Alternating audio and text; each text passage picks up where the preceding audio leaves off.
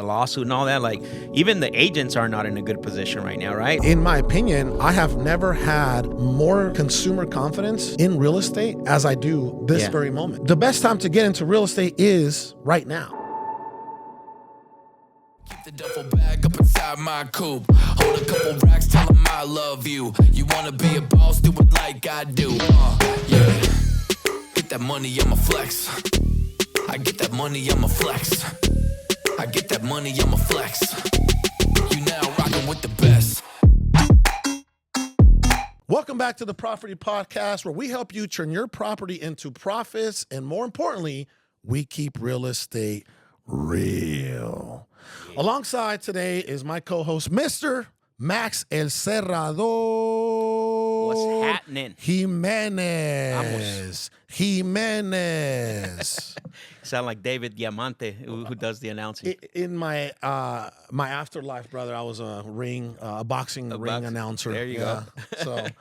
So we promised everybody last week that today we were going to talk about what's going on in the wholesale industry in today's market, and what are some challenges that people are facing, and how can we succeed during these economical challenging times, right? Yeah, we're definitely living in some interesting times, right? And I think it's been going on now, maybe for the last 2.5 years, right? Something Absolutely, like that. bro. Yeah. Absolutely. People don't want to admit it, right? They don't want to admit it, but I've been saying that we've been in a full-blown recession for probably about 1.5 to 2 years. Yep.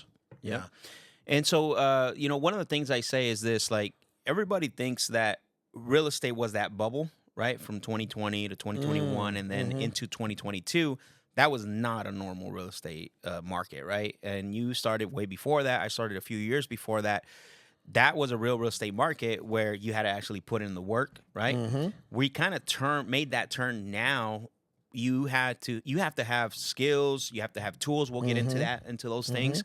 But we're definitely an interesting time on what's going on right now in the real estate market when it comes to, especially, with wholesaling. Now, I will say this, though, Carlos, is wholesaling gets impacted, but it doesn't really affect, as much as on the retail side when it comes to, finding deals. And when I mean deals, I'm talking about real deals, right? Because investors still have to buy deals. The Capital has to be deployed. Capital has to be deployed, right? Yep. So you just have to get better. Yeah. Right? Here's a graph of what you just said, by the way, in my opinion. Back in the day, right, and you can kind of zoom in on here. Look at this. So if you picked up a property to flip it in August of 2020, by the time that it hit the market, by the time that you did, 30, 45, sometimes even 60 days of rehab, that property would have increased sometimes by 5 to 10% by the time it was going to hit the market. You know what I mean? That was actually a beautiful thing for investors during that time, right? Until, again, I will repeat, not October, but the third quarter of 2022 is when the market started to really take a downturn. Downturn. The straight downturn. Absolutely. You know what I mean? I saw it. I got caught with 15 flips in 3 different states. Wow. And it took us from September of 2022 all the way to July of 2023 to get rid of all these properties. Wow. And we ended up selling the entire 15 property portfolio at an average of 23.7% below original listing price. Wow. So it was quite a correction. It was quite a dip for many people. And I'm not saying that was the case in every market, but that was definitely the case in the markets, in the properties that we had. I love that you brought that up, because I think that's a very strong point to make, right? Where you saw that type of appreciation, right? In 90 days, 5 to 10%. That's not normal. Yeah. And this has to do with what I saw anyways, people leaving certain states like California, Washington, right? Selling their $1 million properties there and coming in and overpaying for properties like in Arizona, because I remember I was actually I was looking to buy a property around 2021. I wasn't going to overpay for a property. I wasn't that crazy, but we had someone that we liked. We would make an offer. Somebody would come in and make 50, 75 Cash. to 100,000 cash on top of the asking price, right? But then you got markets like, say, a North Carolina market, right, where the average sale price was 150, right? So those markets didn't really get hit as hard. It might have slowed down a little bit, but Arizona was probably one of the main ones that got hit pretty hard. So much has changed in the last 2 years, right? Since this downturn started to happen, and it looks like things have been somewhat stable. Yeah. Over the past 6 months, right? It's beginning to stabilize. Correct. One of my what I consider a real estate wizard, one of my board of advisors, my personal business board of advisors that I consider to be a real estate wizard. He's been in the game for 30 plus years. He said, Carlos, this is what's going on right now in the market. There used to be, right, the reason why supply and demand was where it was is because there used to be 5 buyers for every property. Now there's 5 properties for every buyer. Yep. This is just what the market is giving you, what the economy is giving you, right? He said, so in order for you to be able to get rid of a deal fairly quickly, you either have to be the what is it? The least expensive, right? The cheapest house, the most affordable house, or the best looking in the neighborhood, or the best looking house in the neighborhood.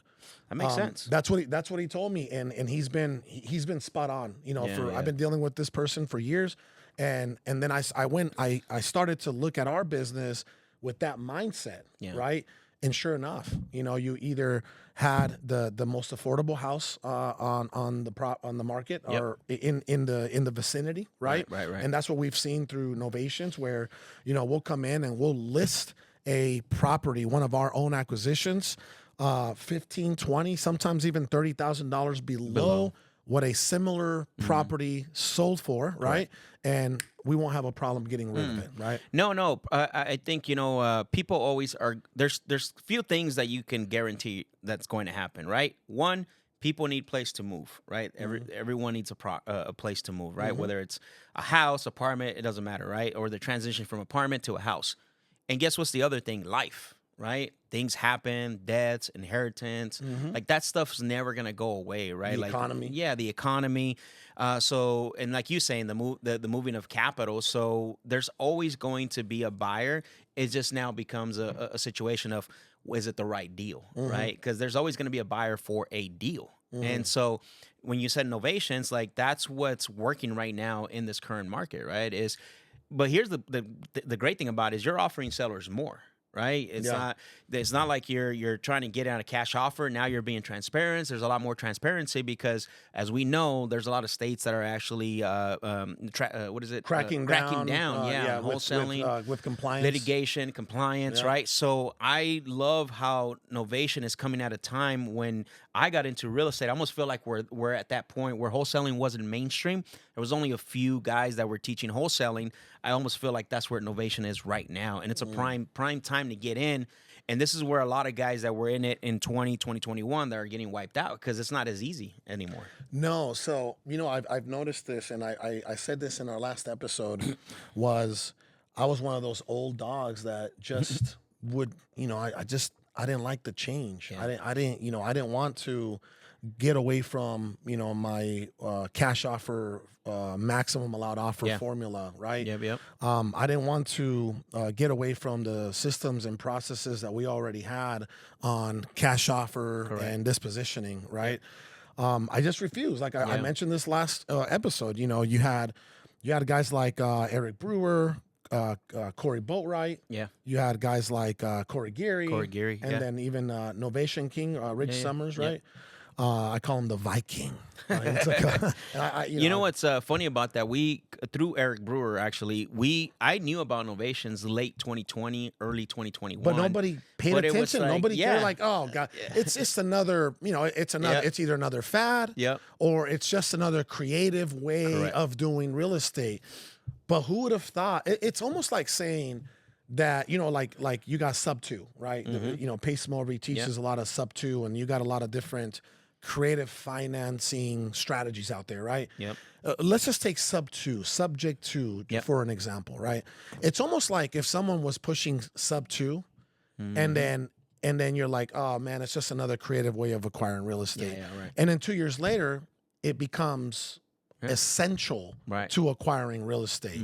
It's no longer an option. It's almost a necessity, right? And I believe that's what happened with novations. Yeah, absolutely. I mean, it definitely is not just an extra tool that you have in your tool belt. It's the tool to have in your tool belt, right? It's almost in our business, right? It's I think we were at a 50-50 last time I checked, right? Yeah, we're still there. But there's people out there that are running, 70% novations and 30% cash offers, Exactly. But there's also, again, there's so many variables because, there's the marketing, there's the market that you're in, there is your acquisition skill set, right? There is the dispo strategy of things, right? So there's a lot of variables to the point where there's even still some real estate acquisition companies out there that are still running heavy on cash offers. Yeah. No novations. No novations. Right? Yeah. And those, in my opinion, are a rare breed. Yeah, and they're they are. becoming a dying breed. Yeah, a dying breed. Right? If your company has not figured out novations, you're going to get wiped out. Yeah. You are going to, or if you don't get wiped out, and for some reason you have the business acumen to endure and survive, right? In my opinion, you're kicking the can down the road, right? And it's almost inevitable that you are going to suffer. Yeah. No, absolutely. I think that, you're almost banking your whole livelihood on one strategy, right? And so that's a bad place to be in where in essence, you should have made the change probably a year ago, right? But we're in a prime, like I said, the market, what's going on in the market right now, this is a prime time to really, and I know we're going to get into this, especially with what's going on with the NAR, the lawsuit and all that. Like, even the agents are not in a good position right now, right? So, well, a lot of agents are actually starting to, right? A lot of real estate agents out there are transitioning over to the real estate wholesale space, or they're transitioning over to the solar industry. That's what I've seen. Traditional, we're seeing a lot of them transition out of the traditional space, either to the investment side, like you're saying, or out of it completely. Absolutely, man. And there's a lot of things going on right now. In this season. The economy is in shambles, right? No matter what people out there are saying for whatever political motives they have, the economy is in shambles. At one point, American families, had $1,000, average $1,000 in their savings. That's depleted. At some point, American families didn't have the type of debt to income ratio that they have now. That's skyrocketing, right? At some point, these interest rates were like a near 8%, right? Why are they lowering the interest rates? I saw this morning they're at 6.1%. Why are they lowering the interest rates, right? Because they're trying to initiate more demand, right? More demand, more movement. And with everything that's going on, even I don't know if you saw, but the stock market is in shambles, right? The stock market is in shambles, and in my opinion, I have never had more consumer confidence in real estate as I do this very moment. Right? Like I was telling my wife this morning, I'm like, babe, real estate is one of those tangible assets. Exactly. That you can brick and mortar touch. You can touch, you can see it, you can smell it, right? You can feel it. It's not going to disappear. It's not going to disappear. And one thing, right? People will always need a place to live. Absolutely. People always need a place to live. And then there was an old saying. I don't know who said this. I'm good with the sayings, but I'm not good with the with the creators of the sayings. Right?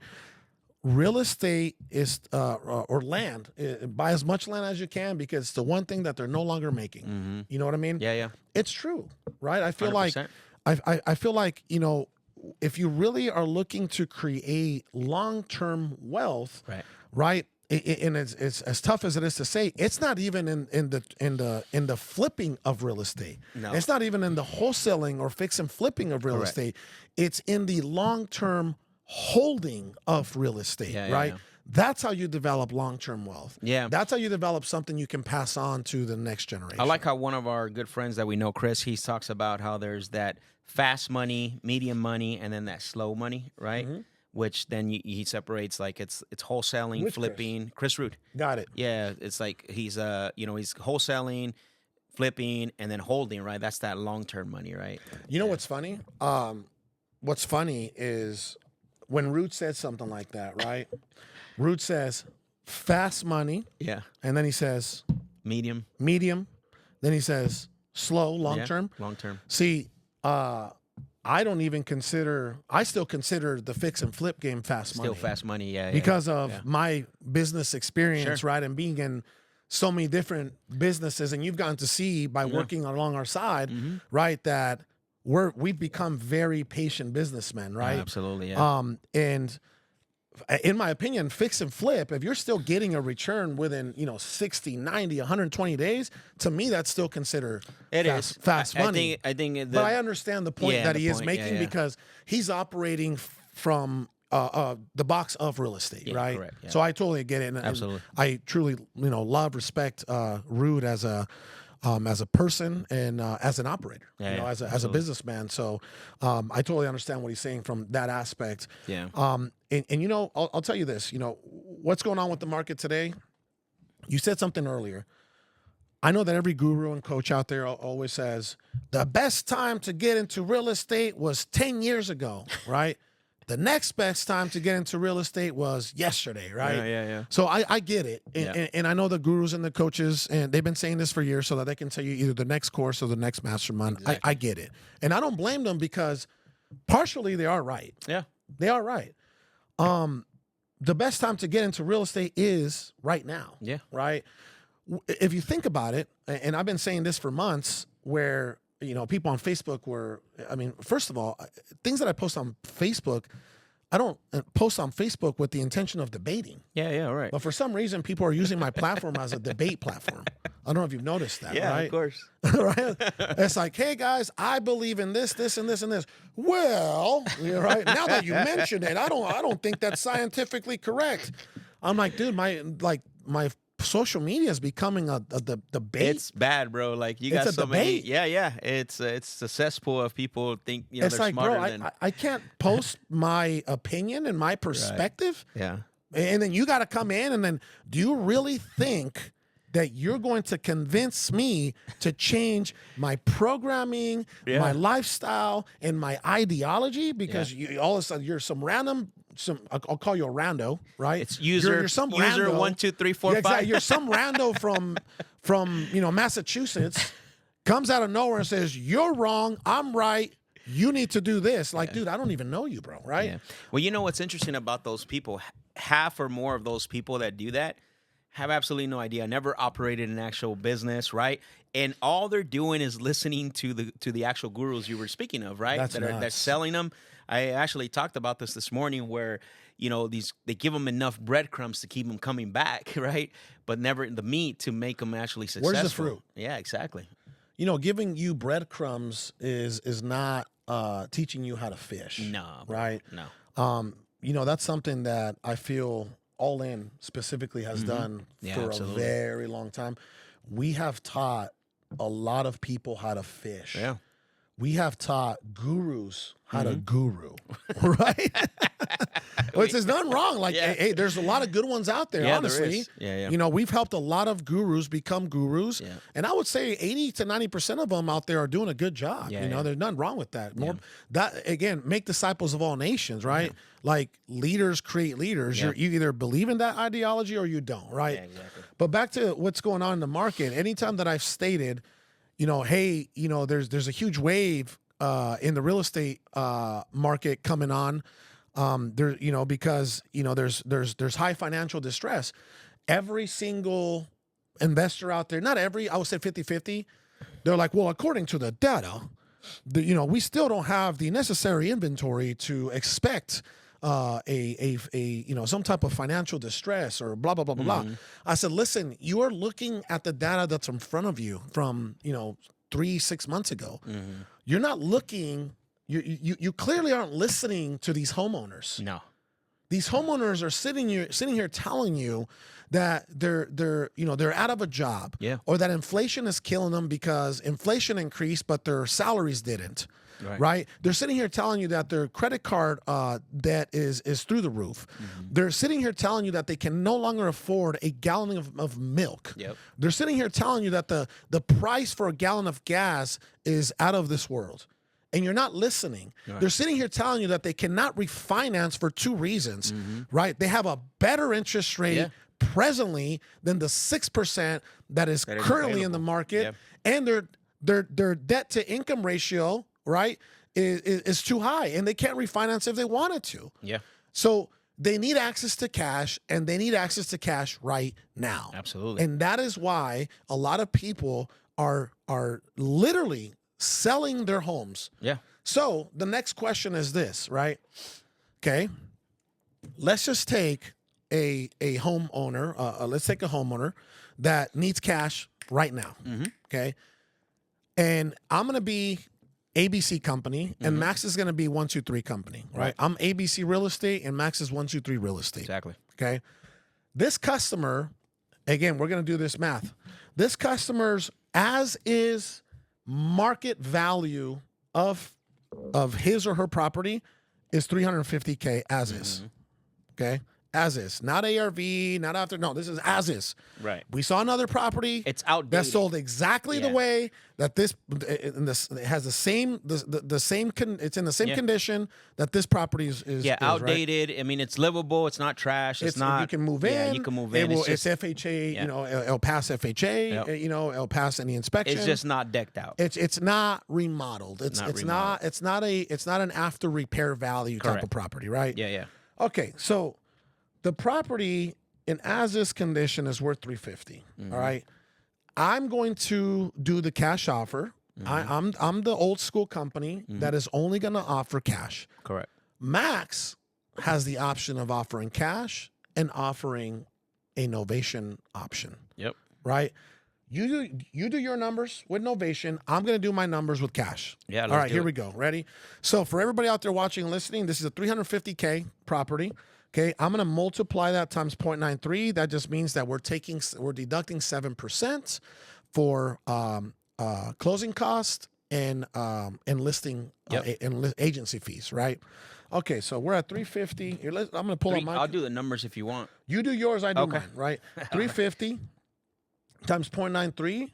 We're at 325.5 already. Yep. Okay.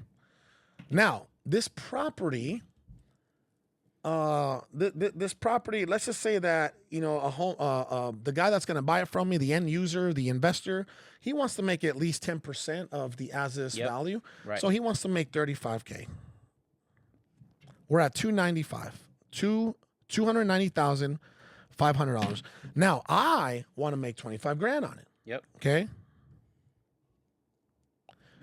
So we're at 265,500. Yep. That is my cash offer MAO at this very moment. Again, this is not like a rehab deal. If this was a rehab, this would look different because the after repair value would not be 350. It would be something different. And then we would also entail or include whatever the repair cost was going to be. But that's not the case here. Correct. This is a $350,000 as is property, right? I'm going to deduct the 7% for agency fees and closing costs. I'm going to deduct the $35,000, aka the 10% that the flipper or the investor wants to make, and then I'm going to deduct the $25,000 that I want to make. My maximum allowed cash offer on this property is $265,500 for this homeowner. Do we got that? Okay. Now, Max. Yep. You are talking to the same homeowner, Susie. Her name's Susie. Correct. Okay. And Susie is thinking about my offer. Okay. Susie has now, I've made the mistake of not giving an offer range. Correct. She now has all the leverage. I gave What was her your number? I gave her an offer of $265,500. So she has your official number. She has my official hard concrete offer, which is now shoppable. Yeah. Right? Yep. Is it right? The only thing I haven't sent to her is the agreement with the offer, but I already verbally told her, right?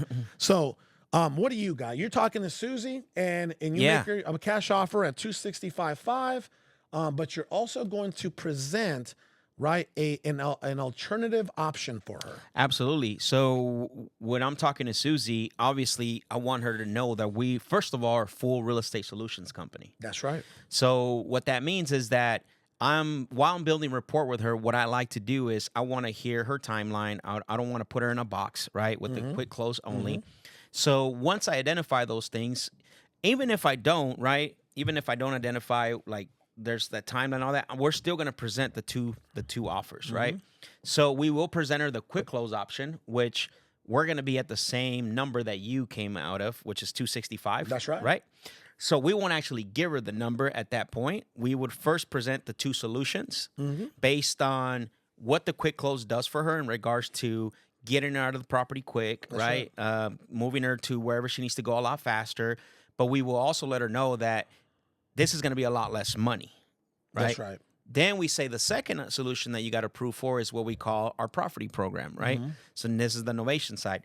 So now we're going to let her know, 80% of people go with this. And the reason why is because we're able to offer more money, sometimes a lot more than our quick close option. But people out there that are listening and watching, if they're not part of Proferty, they cannot use No, right. terminology. The Proferty program's internally for us. Don't be using it because you're going to get in trouble for that. But call it whatever you want, but we call it that. So then the novation, our novation or novation program, our retail buyers program, whatever it is. So what do you think is going to grab Susie's attention? More money? Well, it depends. I haven't heard your offer. I know. So give me a chance, right? Yeah. So we say, which option would you like to know more about? And if she wants to know both, we'll make her the offer. If we need to be at 265, we're going to anchor somewhere between 230 to 240. Right. So, and then come up. And then she'll up. bring us up. Yeah. And if she says, no, that's too low, okay, how close can you be to that? With the goal to be at 265, right?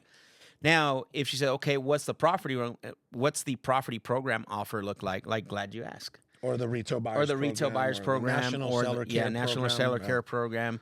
So what does that offer? Well, Susie, I'm glad you asked, because with that program, so I'm going to do the math really quick, right? And then I'm going to tell you how we present it. So I take the same $350,000 as is value. We know that thing sold in 30 days, right? We know that thing sold in 30 days. So we're going to take that same 350.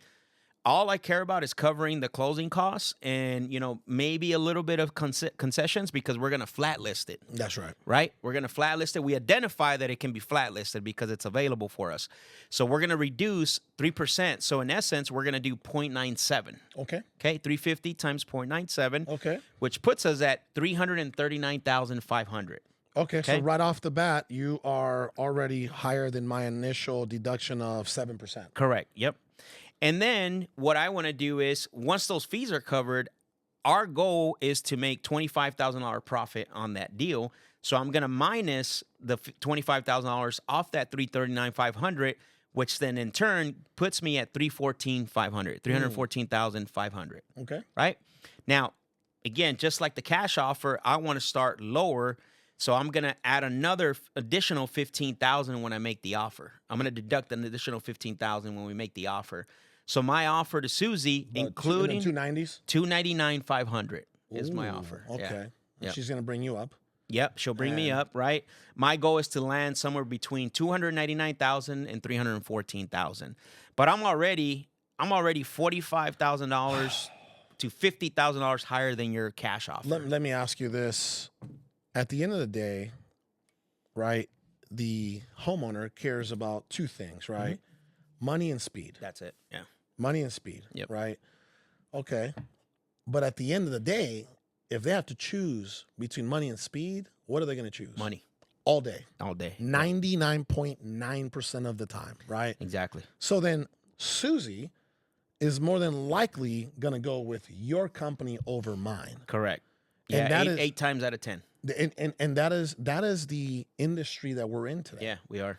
And if you have not figured out how to develop a process, Yeah, exactly. to be able, right, to enable your company to offer this as an option, you're going to lose 9 out of 10 times to the next company. Would you agree? Oh, absolutely. Right? We've seen already where some companies are closing the door because they don't pivot to this. The market has changed. Absolutely. Right? The market has changed. And this is just today's change, right? Who knows what it will be next year? Correct. And the year after that. Yeah. I believe that this Novation deal is going to be around for a very long time. I think so too. I don't honestly. When I look at The this, paperwork seems to be there. It's there, right? It's legally there. You know. Yeah, it's there. I mean, listen. I wouldn't say every agent, but 3 out of 5 agents we speak with, they totally understand what's happening. I just spoke with an agent for Ryan, who's on our dispute team and obviously host of the show, co-host of the show. I talked to an agent. She asked me a few questions like, oh, I know what you guys are doing, like without even having to explain it. Isn't that crazy? The agents are starting to learn now because that's what's happening in the market. They're starting to see a lot of these. And when I started seeing this, before even talking to that agent, the MLS numbers are right now, like the comps and all that. You have to do comps. Comps have become a lot more difficult because innovations are changing the dynamic of the ARV. That's another thing that if you're not doing deals or your guru's not doing deals and they don't understand the combination or the situation, what's happening with the ARVs, they're getting skewed because of the innovation factor. That's right. So when you're analyzing deals, you got to take that in consideration. Is this an as-is value or is this an ARV? I mean, we didn't have to worry about that, remember? What did we have to worry about? ARV. That's it. Yeah, ARV. Exactly. We're no longer, again, I believe that we are in a season where if your company, right? Yeah, we're in a season where if your company is not dialed in with their marketing, with their acquisitions, with their disposition process, right? You're not going to endure this season. No. Right? A lot of the hustlers out there that were just hustlers. Yeah. You know, they never really put the time or dedicated the energy, right, to build a business. Yep. They're struggling. They are. They're struggling. They don't have a sales team. Yeah. And if they have a sales team, it's a bunch of young guys that you put on the phones. And I mean, I've seen what's going on. Bro, I've seen the operations around the country. Correct. Right. And, you know, it's unfortunately, a lot of these people, they're like I said, I call them, you know, they're $1 to $5 million hustlers. And there's nothing wrong with that. But if you do not educate yourself in the game of business, if you do not educate yourself in the game of leadership, you're not going to last in this industry or any other industry. Absolutely. Right? Yeah. So with that being said, man, I just wanted to close out the show today. This is fire. We could have done a whole 2 hours of this. I know. This is beautiful, man. If you enjoyed today's lesson, right? Today's lesson. If you enjoyed today's episode, do me a huge favor. You know, there is no fee for this show. Do me a huge favor. You know, if you enjoyed today's show, subscribe if you haven't, right? We're really trying to get that going. Share it, comments, like it, right? And more importantly, continue to tune in because we're going to do our best to bring you the real in real estate every single week. Okay. Until next time, we'll see you soon.